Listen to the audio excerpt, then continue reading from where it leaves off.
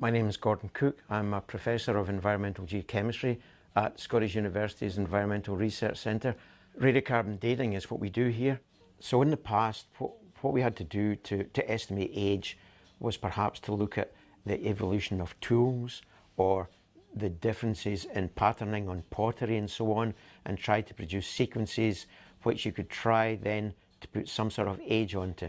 Now we have a physical method which actually allows us to determine the age directly. So all organisms, whether they be plants or animals, are formed from carbon.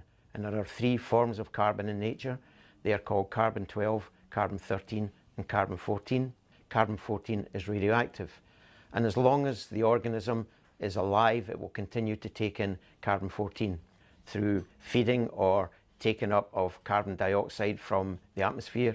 And so when the organism dies, the carbon-14 begins to decay away.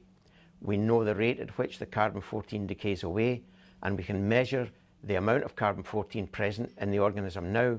We can calculate the time since the death of the organism. Basically, you get to the stage where, because the carbon-14 is decaying away, we arrive at a point where we can't measure it. It's virtually all gone. And it's about 50,000 years. The procedures differ depending on what the sample type is. If it's something like bone, we take out the protein part of the bone, which is called collagen.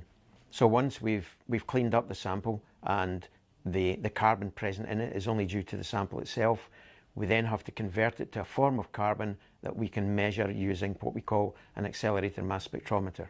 The sample would be burned to produce carbon dioxide, and we then convert the carbon dioxide to pure carbon,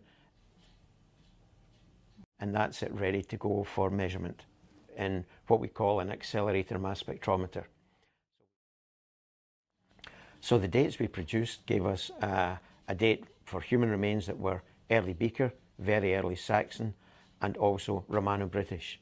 So we can now place these in different cultural contexts and different time periods. So 20, 30 years ago, we needed an entire human long bone to make a measurement. Now we would need a sample maybe about half a centimetre squared. And the accuracy is much better. The error we put on the measurement is about half of what we would have had 20 years ago. Many museums will come to us with important relics that they would like dated. 20, 30 years ago, they would not consider that because we'd have to destroy the whole piece. Now we can take very small samples from areas where it's not noticed. The more data we have, the more accurate the data, the better handle we have on cultures.